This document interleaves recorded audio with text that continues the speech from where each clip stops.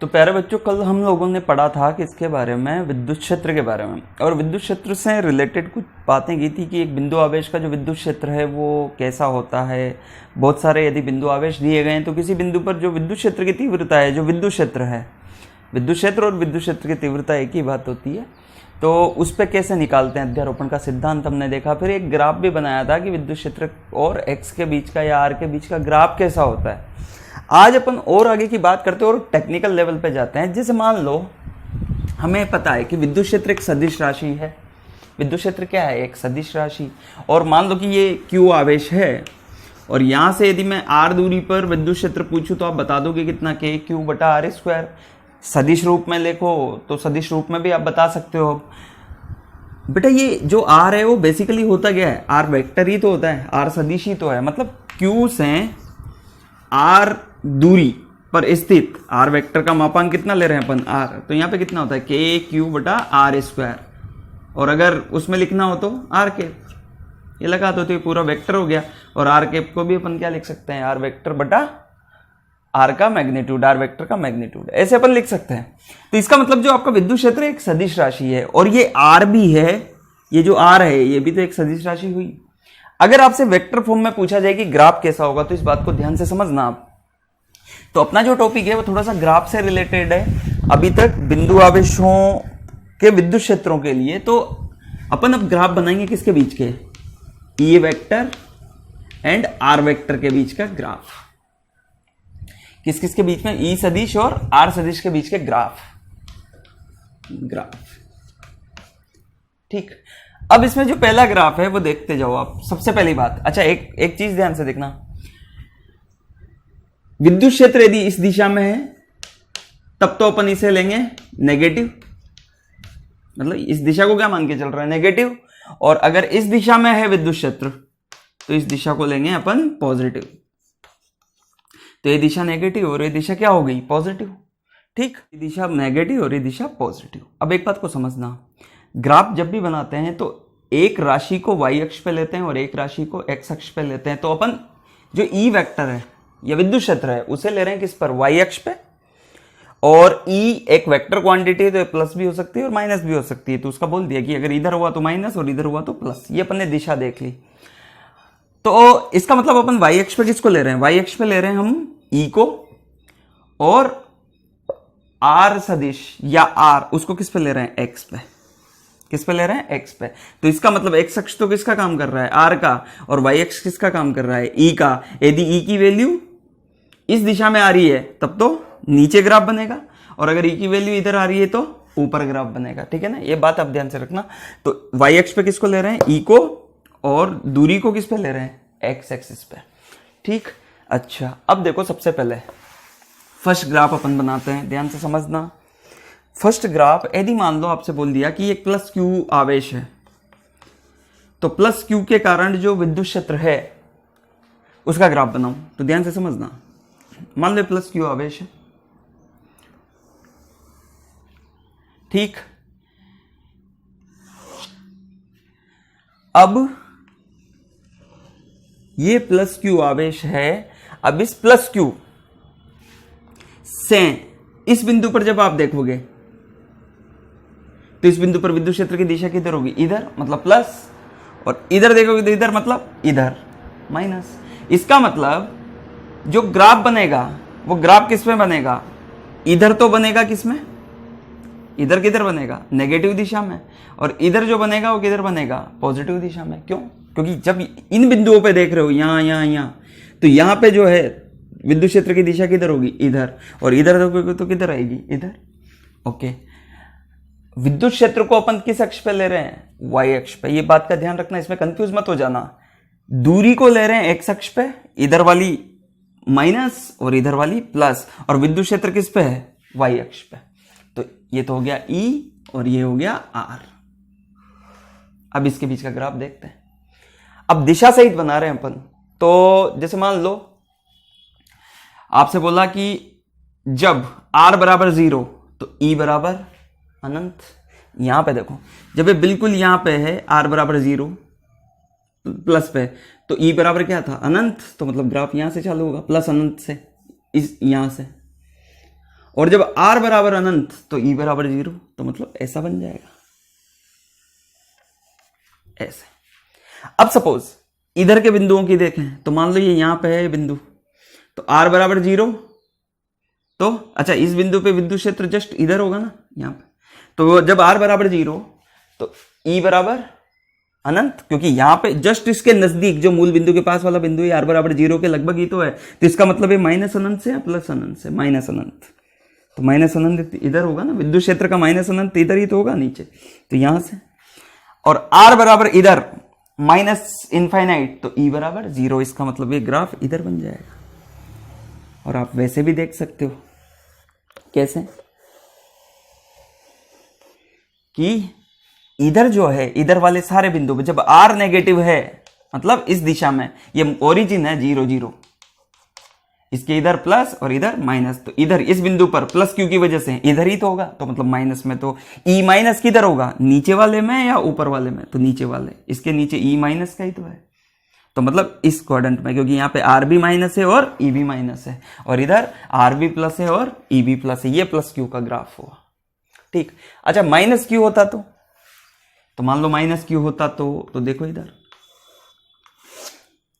रख के देख लो, ये माइनस क्यू है, तो इसका ग्राफ, तो देखो माइनस क्यू, अब इधर r प्लस है तो विद्युत क्षेत्र इधर होगा, क्यों, माइनस क्यू की ओर विद्युत क्षेत्र की दिशा, इसका मतलब जो विद्युत क्षेत्र है वो ऋणात्मक है या धनात्मक, इस दिशा को क्या रखा है, ऋणात्मक, इसका मतलब ग्राफ इस अक्ष पे बनेगा, इधर बनेगा, यहाँ। क्यों हुआ ऐसा, बोलो क्यों हुआ ऐसा, क्योंकि सर इन बिंदुओं पर विद्युत क्षेत्र किधर है, ऋणात्मक दिशा में, r तो प्लस है ही, तो ये जो पूरा चतुर्थांश है इसमें r तो प्लस का है और e माइनस का है। अच्छा इन बिंदुओं पर, तो इस बिंदु पर विद्युत क्षेत्र इधर, तो e प्लस का और r माइनस का, तो e प्लस किधर होगा, ऊपर या नीचे, ऊपर, तो ये ग्राफ ऐसा बनेगा। और वैसे भी आपको पता है यही शेप क्यों आ रहा है ग्राफ का, क्यों, क्योंकि e बराबर क्या होता है, के क्यू बटा आर स्क्वायर, इसका मतलब ई इनवर्सली प्रोपोर्शनल 1/r स्क्वायर और y inversely proportional 1/r square का ग्राफ ऐसा ही तो होता है। ठीक है, ओके, तो ये हुई बात प्लस क्यू और माइनस क्यू की। तो इस तरीके से ग्राफ पूरे सदिश में ऐसे, और सिंपली कल मैंने बताया था आपको जब अदिश रूप में बनाना हो, बिल्कुल बोला कि विद्युत क्षेत्र और आर के बीच का ग्राफ तो ऐसे बना दो, लेकिन जब प्लस माइनस का भी ध्यान रखना हो तो फिर दोनों में बनेगा, प्लस में भी और माइनस में, ये तो मैंने कल जनरल बना दिया था। ठीक, चलो तो ये प्लस क्यू का और ये माइनस क्यू। अब सुनो और आगे, ये पहला ग्राफ हो गया, ये दूसरा हो गया, अब तीसरा देखो आप, थर्ड। जैसे मान लो तीसरे ग्राफ में ऐसे देखो कि ये Q प्लस Q और ये भी प्लस Q, ठीक है जी, ये इन दोनों को मिलाने वाली रेखा। अब बोला गया कि बताओ इसका ग्राफ बनाओ विद्युत क्षेत्र और आर के बीच का। अब ध्यान से सुनो, सबसे पहली बात, अभी अपन ने प्लस क्यू के लिए ग्राफ बना लिया, क्या बनाया था ध्यान से समझना। प्लस क्यू के लिए जो ग्राफ बनाया था कैसा आया था बोलो। अगर ये अकेला प्लस क्यू होता, लेकिन अब दो आवेश दे रखे हैं जो एक दूसरे से रखे हुए हैं कुछ दूरी पर, और बोला गया कि ग्राफ बना के बताओ कैसा ग्राफ आएगा इस निकाय का पूरे का। तो जब ये प्लस क्यू है और ये प्लस क्यू, इसका मतलब इन दोनों के बीच में बिल्कुल विद्युत क्षेत्र जीरो होगा, होगा नहीं होगा बताओ। इसके कारण इस बिंदु पर विद्युत क्षेत्र इधर और इसके कारण इस बिंदु पर विद्युत क्षेत्र इधर, चूंकि दोनों समान है तो जस्ट बीच में मान लो ये दूरी L है, तो इससे भी L/2 दूरी पर और इससे भी L/2 दूरी पर कुल विद्युत क्षेत्र जीरो होगा। ऐसा अपन ने कल सवाल देखे भी थे। तो इसका मतलब यहां पे कुल विद्युत क्षेत्र कितना हो गया, जीरो। अब ध्यान से एक बात आपको समझनी पड़ेगी कि ग्राफ किस तरीके का हो, तो इसका मतलब इस जगह पे कुल विद्युत क्षेत्र कितना हो गया, जीरो। और जिस जगह पे विद्युत क्षेत्र जीरो होता है बेटा उसे बोलते हैं उदासीन बिंदु। तो अपन यहां पे लिख देते हैं, जहां विद्युत क्षेत्र जीरो बराबर जीरो, यही वेक्टर बराबर जीरो, उस बिंदु को क्या बोलते हैं, न्यूट्रल पॉइंट या उदासीन बिंदु। ध्यान रखना, तो उदासीन बिंदु कहां पे हुआ? दोनों आवेशों के बीच में, यहां पे। ठीक, अच्छा अब आप ऐसे देखो कि अगर आप इस बिंदु की बात करो, ये अभी भी ई और आर के बीच का ग्राफ है, इस बिंदु की बात करो तो इस बिंदु में इस प्लस क्यू के कारण विद्युत क्षेत्र इधर और इस प्लस क्यू के कारण भी विद्युत क्षेत्र इधर। लेकिन आप एक बात देखो, ये बिंदु इस आवेश से तो दूर है और इस आवेश के पास है, ठीक है ना, इस आवेश से दूर है और इस आवेश के पास है, तो इसका विद्युत क्षेत्र ज्यादा होगा यहाँ पे और इसका क्या होगा? कम, क्योंकि के क्यू बटा आर स्क्वायर मतलब विद्युत क्षेत्र आर पे निर्भर करता है ना। तो जिस आवेश से दूरी ज्यादा है और जिस आवेश से दूरी कम है तो विद्युत क्षेत्र कहां पे ज्यादा होगा? जिस आवेश से दूरी कम है। चूंकि दोनों आवेश सेम ही तो हैं तो क्यू में तो अंतर है ही नहीं, तो आर ही तो आर है, वही तो बताएगा कि विद्युत क्षेत्र किसका ज्यादा होगा। तो अगर मैं इस बिंदु पे देखूं तो इस बिंदु पे विद्युत क्षेत्र इधर ही तो आ रहा है, परिणामी विद्युत क्षेत्र इन दोनों के कारण। तो इसका मतलब क्या हुआ कि विद्युत क्षेत्र ऋणात्मक है, तो ऋणात्मक है तो किधर बनेगा? इधर, ऐसे बनेगा, नहीं बनेगा? अनंत, ठीक है, ओके। अच्छा, इसके कारण इस बिंदु पर, तो इस बिंदु पर इसके कारण इधर और इसके कारण भी इधर, तो इधर प्लस में बन जाएगा, तो विद्युत क्षेत्र इधर प्लस में बन गया।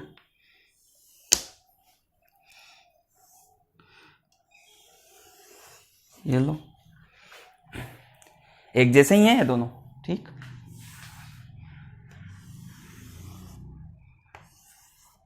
अनंत पे 0, ओके। अब आप देखो यहां पे, यहां से लेके यहां तक के बीच में, जैसे मैंने कोई भी पॉइंट लिया यहां पे, तो इसका विद्युत क्षेत्र इधर और इसका विद्युत क्षेत्र इधर, लेकिन क्या दोनों मापांक में समान होंगे? क्या नहीं, मापांक में समान तो बिल्कुल बीच में है। तो यहां पे तो ज्यादा विद्युत क्षेत्र किसका होगा? यहां पे ज्यादा विद्युत क्षेत्र इसका होगा ना। क्यों? क्योंकि देखो इसके तो ये बिंदु पास है और इससे दूर है, इसका मतलब ज्यादा विद्युत क्षेत्र इसका हुआ या इसका हुआ? इसका। तो इसका विद्युत तो परिणामी किधर आएगा? जो बड़ा होगा। तो इसका विद्युत क्षेत्र इधर और इसका विद्युत क्षेत्र इधर, तो दोनों का जो परिणामी आएगा वो किधर आएगा? इधर। इसका मतलब प्लस में या माइनस में? प्लस में। तो इसका मतलब यहां से चालू हुआ और यहां पे कितना हो गया? 0।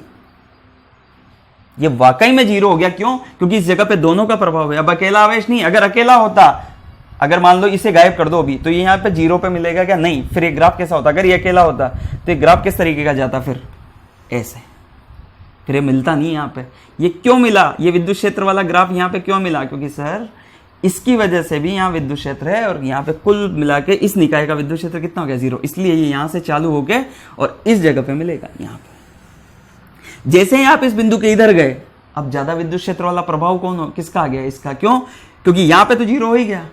इससे और इससे बीच में ज्यादा प्रभावी कौन? ये। मतलब इस बिंदु के इधर प्रभावी विद्युत क्षेत्र ज्यादा किसका होगा? इस वाले का। और इस बिंदु के इधर इस वाले का। और इस जगह पे दोनों का बराबर। ठीक। अब चलो, आप जैसे ही इस बिंदु की बात करो तो इस बिंदु पर इसके कारण विद्युत क्षेत्र इधर और इसके कारण इधर ज्यादा बड़ा कौन? ये वाला।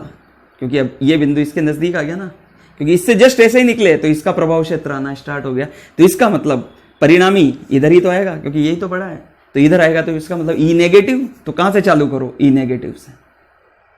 तो इसका मतलब 0 हुआ और फिर अगेन जैसे जैसे बिंदु इसके पास जाता गया तो आर 0 होता गया।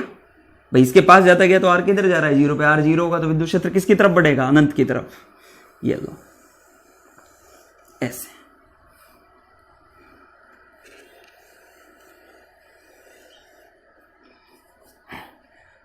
तो ये पूरा हुआ किसका? प्लस क्यू और प्लस क्यू के। ध्यान रखना इन बातों को। ये ग्राफ बहुत इंपॉर्टेंट है। आ जाते हैं बिल्कुल डायरेक्ट। ये मिल नहीं रहा है, ध्यान रखना, ये मिल नहीं रहा है ये रेखा से। ये अनंत से आता हुआ दिख रहा है और ये कहां पे जा रहा है? इधर अनंत पे। ये ग्राफ हुआ। ठीक है जी। अगर माइनस माइनस ले लेते तो, जैसे यहां पे ये प्लस प्लस लिया, अब यहां पे क्या ले लेते? माइनस। तो माइनस का भी बना के देख लेते। तीसरा ग्राफ हुआ। चौथा, अगर यहां पे दोनों क्या होते हैं? Minus minus. तो फिर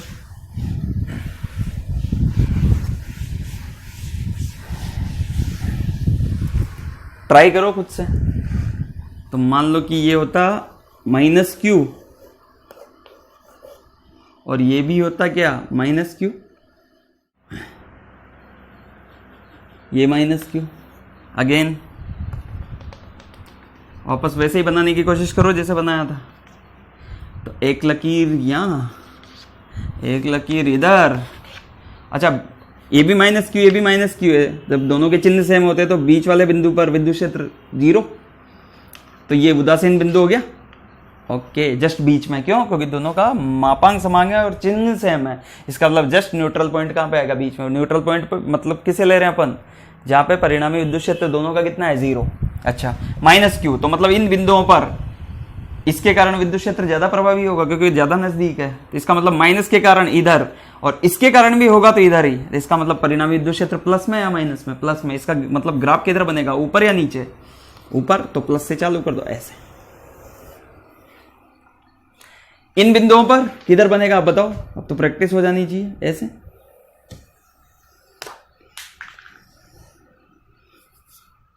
ठीक है जी, ओके। इस बिंदु पर इसका ही तो होगा प्रभावी क्योंकि ये तो दूर है। तो इस बिंदु पर इसके कारण इधर और इसके कारण इधर, लेकिन ज्यादा बड़ा कौन? ये। अच्छा, इसके कारण इधर क्यों आया? क्योंकि ये भी तो माइनस का है तो इसकी तरफ, और ये माइनस का है तो इसकी तरफ। ज्यादा बड़ा कौन? ये। तो ये बड़ा होगा तो भाई साहब आप बताओ किधर बनेगा? प्लस में या माइनस में? प्लस में। तो यहां से चालू करो, कर दें? चालू कर दो। जैसे ही आपने चालू किया, प्लस से या माइनस से बताओ? ऊपर से या नीचे से? ये माइनस है, ये माइनस। फिर बिंदु देखो इधर, और इसके कारण इधर। ज्यादा बड़ा कौन? इधर ही तो माइनस से ही तो चालू होगा। माइनस से होगा ना, तो कहां से चालू होगा? यहां से। तो माइनस। अच्छा, इस बिंदु पर कितना हुआ? 0। तो यहां से चालू हुआ, चालू हुआ, चालू हुआ, चालू हुआ, चालू हुआ, 0 पे मिला। जैसे ही इधर गए इसका आ गया। तो जैसे इन बिंदुओं पर, यहां से लेके और आगे वाले बिंदुओं पर किसका प्रभाव रहेगा? इसका। और इसके कारण विद्युत क्षेत्र इधर ही तो होगा। यहां से लेके यहां के बीच में विद्युत क्षेत्र की दिशा यही तो होगी। क्यों? क्योंकि माइनस क्यू की तरफ। तो इधर है तो मतलब ई प्लस का है, तो ग्राफ किधर जाएगा? प्लस में। और जैसे जैसे इस आवेश के पास जाता जाएगा, किधर जाता जाएगा ग्राफ? अनंत पे। ऐसे।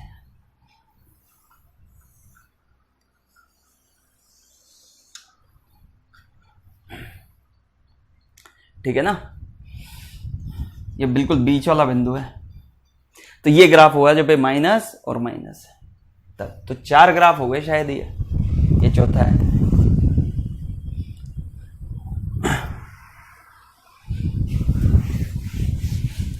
अब मैं आपको दे रहा हूं होमवर्क। और होमवर्क क्या है आपका? कि ये तो है Q और ये है 4Q, और दोनों प्लस के हैं। आपको ग्राफ बनाना है, एक अंदाजन ग्राफ। हालांकि मैंने वैल्यू नहीं दे रखी, तो एक अंदाजन ग्राफ। और ये दोनों पास पास रखे हुए, ज्यादा दूरी पे नहीं है, यानी 100-200 किलोमीटर दूर है, ऐसा नहीं, ये पास पास में है। तो एक अंदाजे वाले ग्राफ आपको बनाना है। क्लियर बात? चलो बना के देखना ग्राफ कैसा बनेगा।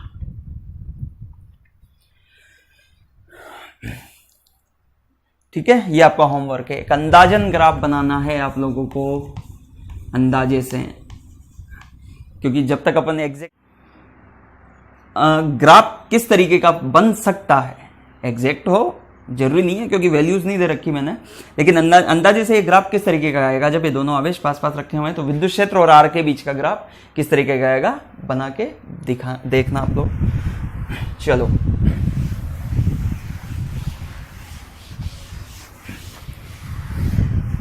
अब अपन बात करते हैं आगे की। बेटा बिंदु आवेशों के कारण विद्युत क्षेत्र हमने देखा।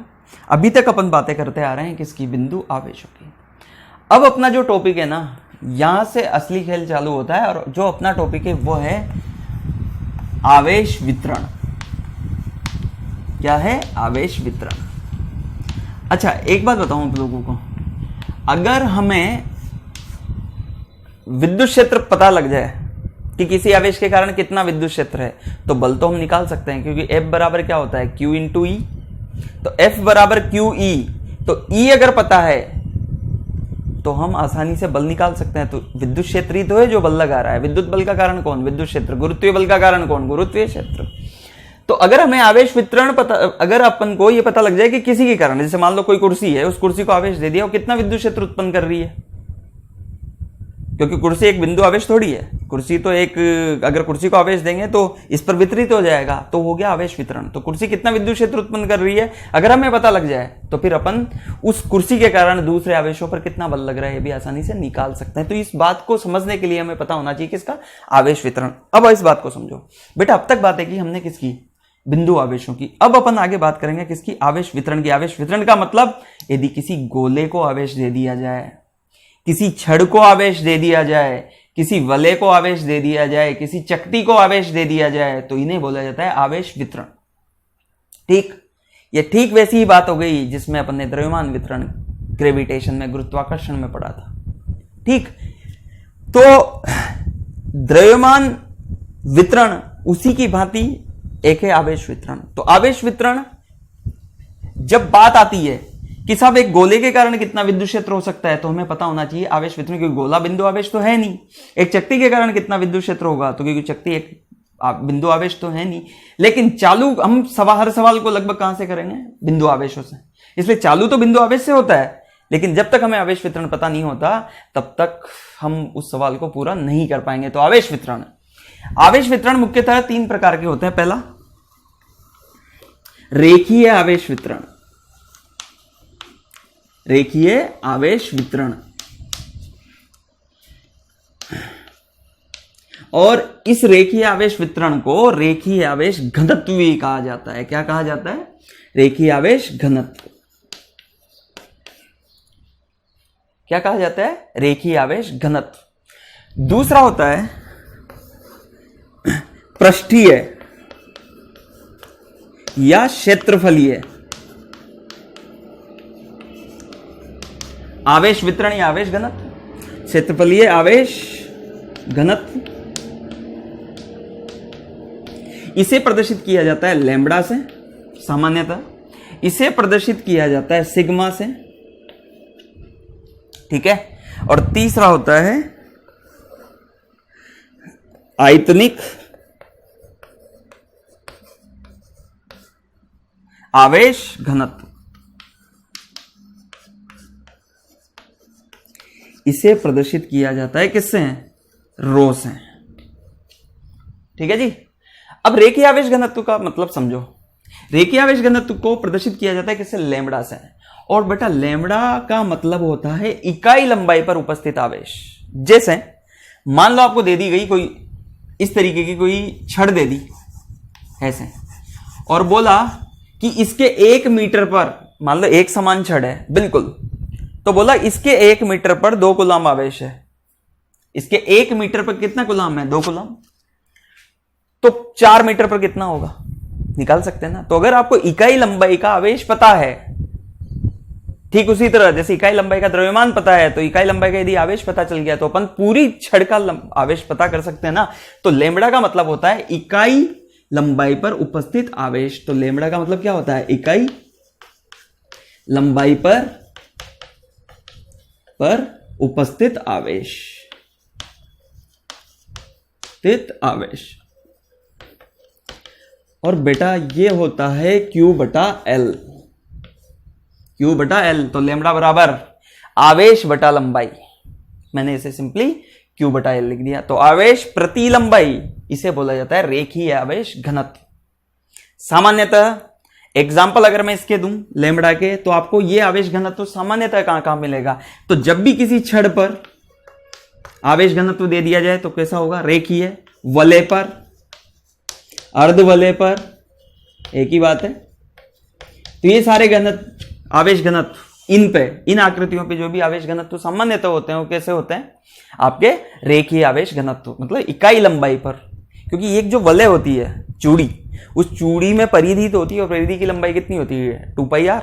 तो अगर 2πr लंबाई दे दी जाए, बोला कि इकाई लंबाई पर यदि 2 कूलम है तो 2πr पर कितने कूलम होगा, हम निकाल सकते हैं। तो इसे बोला जाता है रेखीय आवेश वितरण या रेखीय आवेश घनत्व। दूसरा है पृष्ठीय या क्षेत्रफलीय आवेश घनत्व, इसे बोला जाता है सिग्मा।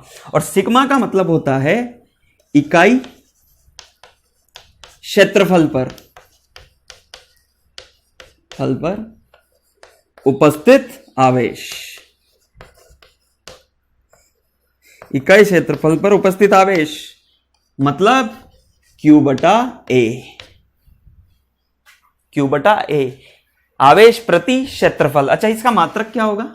इसका मात्रक होगा कूलाम बटा मीटर स्क्वायर, इसका कूलाम प्रति मीटर, क्योंकि क्षेत्रफल का मात्रक क्या होता है? Metre square. अच्छा, पृष्ठीय आवेश घनत्व या क्षेत्रफलीय आवेश घनत्व, इकाई क्षेत्रफल पर उपस्थित आवेश। अब जैसे चकती है तो चकती का क्षेत्रफल होता है, आयतन तो होता नहीं है। अगर बहुत पतली सी, जिसकी मोटाई को यदि नगण्य माना जाए, ऐसी चकती ली जाए तो उसकी मोटाई को यदि नगण्य माने अपन, तो उस पर कौन सा आवेश घनत्व होगा? पृष्ठीय आवेश घनत्व। उसका पृष्ठीय क्षेत्रफल कितना होता है? पाई आर स्क्वायर। तो उसका क्षेत्रफल आपको दिया हुआ है, तो उस पर जो आवेश होगा वो कैसा होगा? पृष्ठ वाला। तो अगर आपसे बोला जाए कि इकाई क्षेत्रफल पर उपस्थित आवेश, तो वो क्या होगा? पृष्ठीय आवेश घनत्व। तो जैसे एग्जांपल किस किस पे मिल सकता है आपको? ये मिलेगा आपको चकती, चालक गोला एवं अन्य चालक वस्तुएं।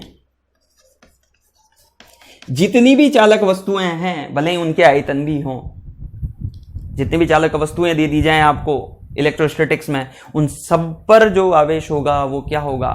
पृष्ठीय आवेश घनत्व। क्योंकि अपन आगे पढ़ेंगे चालक के गुणधर्मों में कि चालक, जो भी आप अतिरिक्त आवेश देते हो किसी चालक को, उसके अंदर जो आवेश है उनकी बात नहीं कर रहा। जितने प्रोटॉन उतने इलेक्ट्रॉन, वो तो है कुल मिला के आवेश अगर 0 है, लेकिन आपने अगर बाहर से उसे 2 कूलम दिया तो 2 कूलम उसके आयतन में नहीं रहेगा, किस में रहेगा? उसके पृष्ठ पे।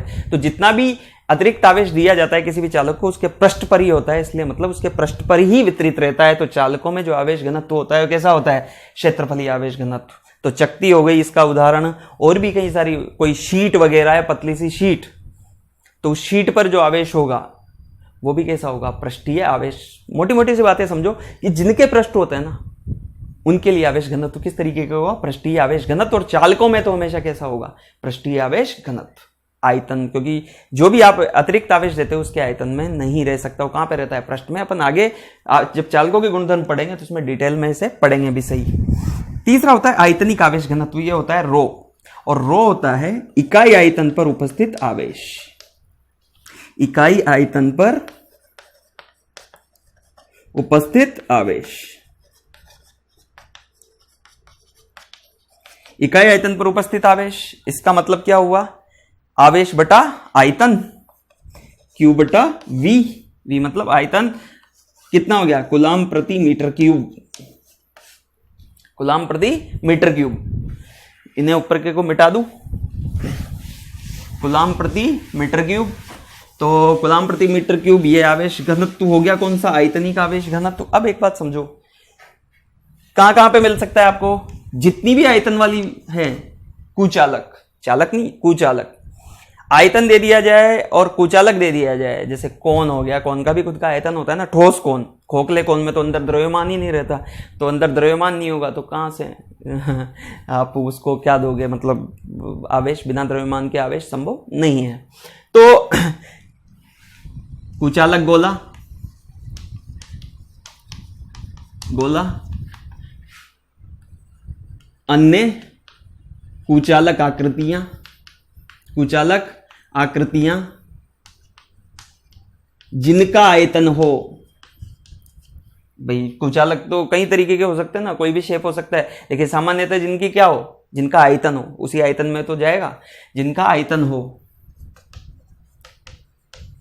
जिनका आयतन हो, उसमें जो आवेश घनत्व आपको मिल सकता है वो कैसा होगा?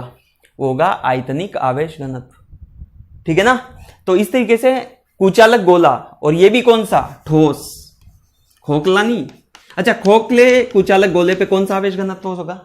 पृष्ठीय, क्योंकि गोले, कुचालक या चालक, यदि जैसे मान लो आपसे बोला गया कि कुचालक ठोस, कुचालक ठोस गोला, तो कुचालक ठोस गोले में तो कौन सा होगा? आयतनिक, क्योंकि उसके तो आयतन में भी जा सकता है, क्योंकि ठोस का मतलब जिसके अंदर भी द्रव्यमान है।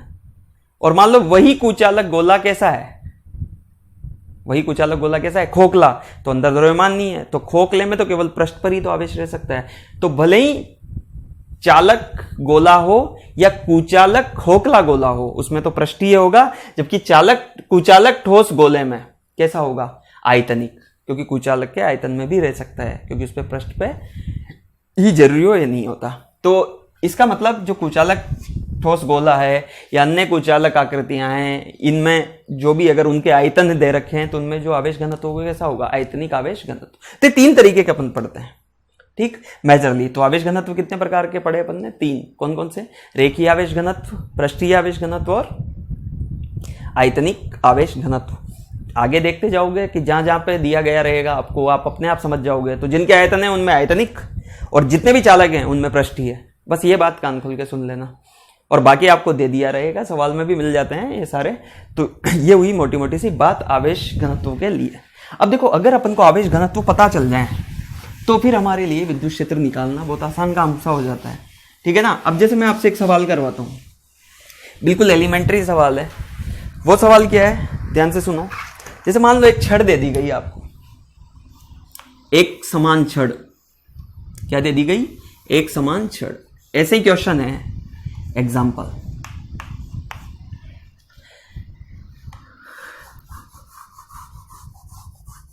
इस पे कौन सा आवेश घनत्व संभव है, रेखीय आवेश घनत्व, क्योंकि इसकी लंबाई दे रखी है ना। और मान लो इसकी लंबाई दे रखी है बेटा कितनी, L, और आपसे बोला गया कि इसका आवेश घनत्व लैम्बडा है।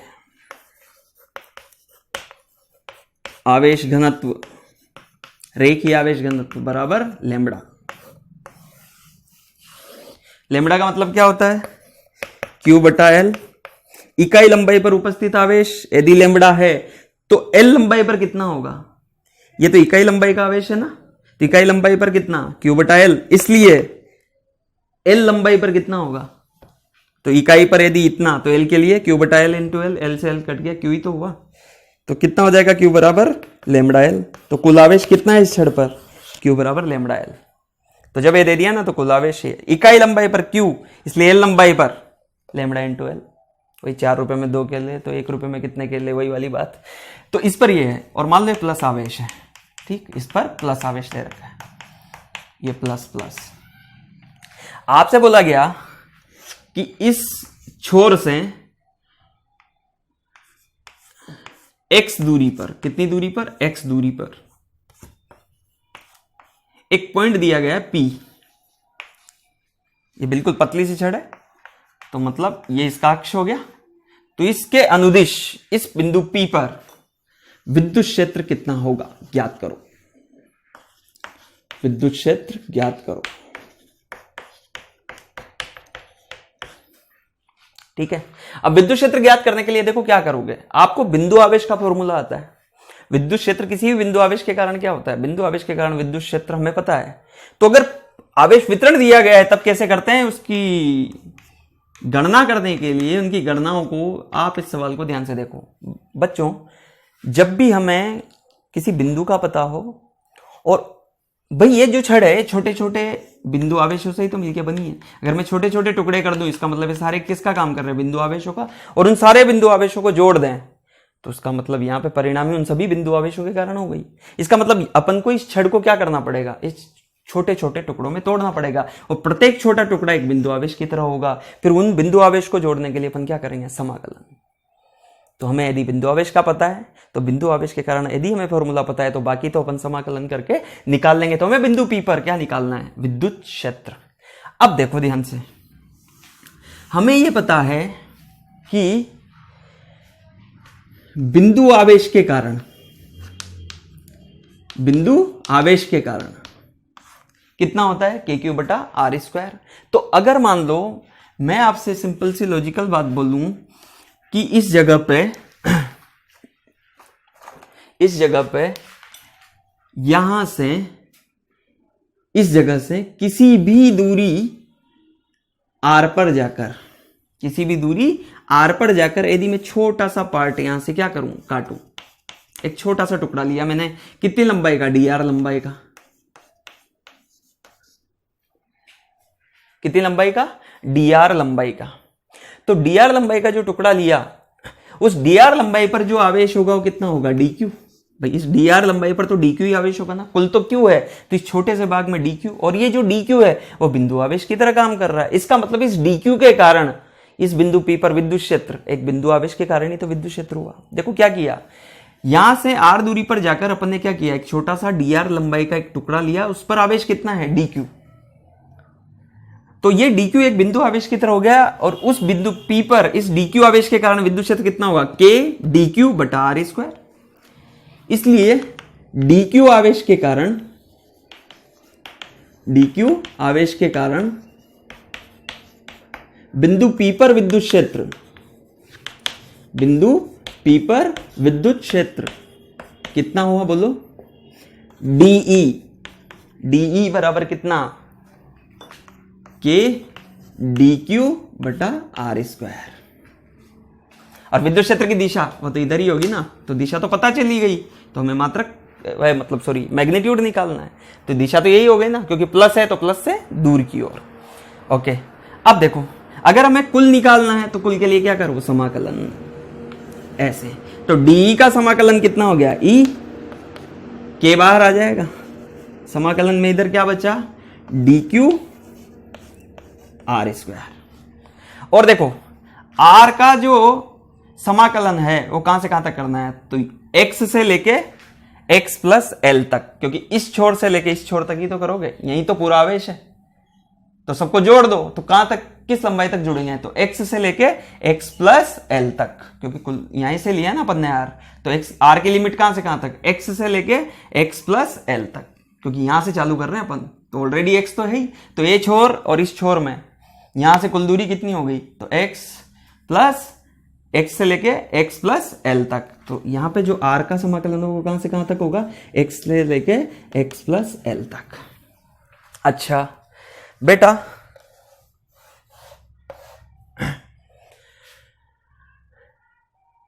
अगर हमने dq लिया है तो लेमड़ा क्या लिखोगे इस dq के लिए, बोलो क्या लिखोगे, तो लेमड़ा बराबर क्या लिखोगे, देखो तो ये आवेश घनत्व तो क्या है, आवेश घनत्व तो पूरा नियत रहेगा, क्यों, इकाई लंबाई पर आवेश तो नियत है, क्योंकि एक समान छड़ है, तो इसका मतलब इसका आवेश घनत्व नियत है, क्योंकि इस टुकड़े का जो होगा इस dr का, अगला टुकड़ा dr का होता उसका भी उतना ही होता, तो आवेश घनत्व सेम है।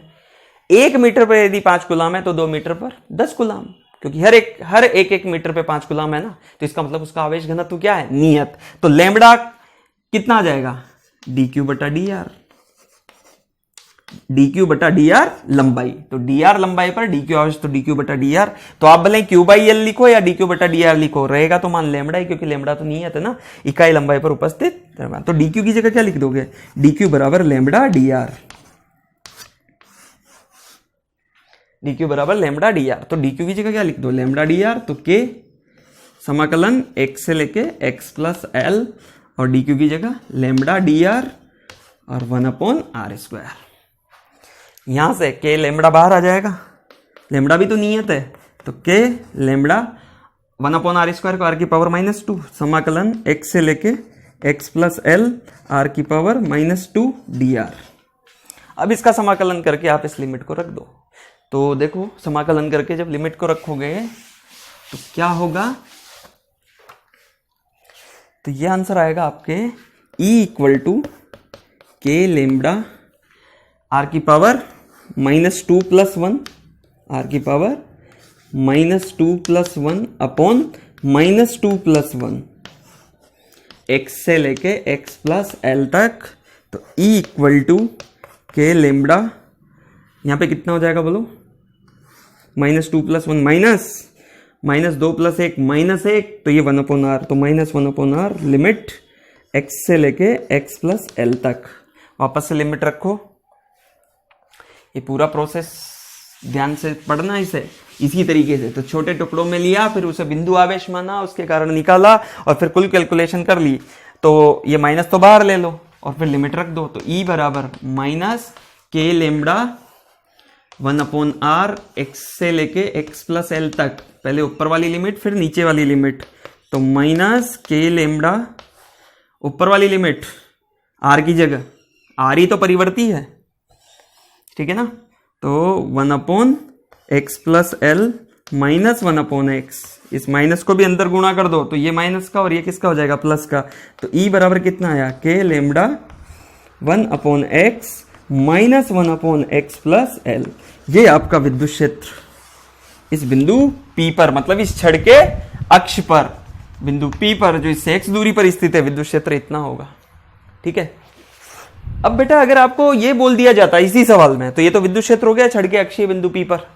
अगर आपसे ये भी पूछ दिया जाता है कि इस जगह पे यदि अपन एक Q आवेश रख दें, कितना आवेश रख दें, Q बिंदु आवेश रख दें, कोई Q, तो इस Q आवेश पर इस छड़ के कारण, या इस छड़ के कारण Q आवेश पर, या Q के कारण इस छड़ पर कितना बल लगेगा, तो ये जितना बल लगाएगा वही तो लगाएगा, क्योंकि स्थिर वैद्युतिक बल क्रिया प्रतिक्रिया है। तो इस छड़ के कारण इस Q पर कितना बल लग रहा है, तो जब आपको E पता चल गया तो F बराबर QE, तो इस Q पर तो FQ कितना आ जाएगा, ये सवाल आगे पूछ सकते हैं। तो FQ बराबर कितना हो जाएगा, Q इंटू E, तो ये कितना हो जाएगा, FQ बराबर Q, और E की वैल्यू कितनी है, K lambda 1/x minus 1/x plus L. ये लो, ये इसका क्या हो गया आंसर। आप लेमडा की जगह चाहो तो लेमडा की जगह क्या लिख सकते हो, Q बाई एल, क्योंकि अब तो पूरा, तो यहां से Q बराबर कितना आ गया, लेमडा एल। तो इस चाहो तो इस लेमडा की जगह Q बाई एल लिख दो, वो आप लिख सकते हो, लेकिन ये लेमडा के पदों में इतना बल लगा रहा है और विद्युत क्षेत्र इतना है छड़ के कारण। ठीक है। तो इस तरीके से जब आपको आवेश वितरण दे दिए गए तो देखो हमें क्या करना है, हमें आगे इसी तरीके से सवाल सॉल्व करने हैं, बिल्कुल इसी तरीके से। क्लियर। चलो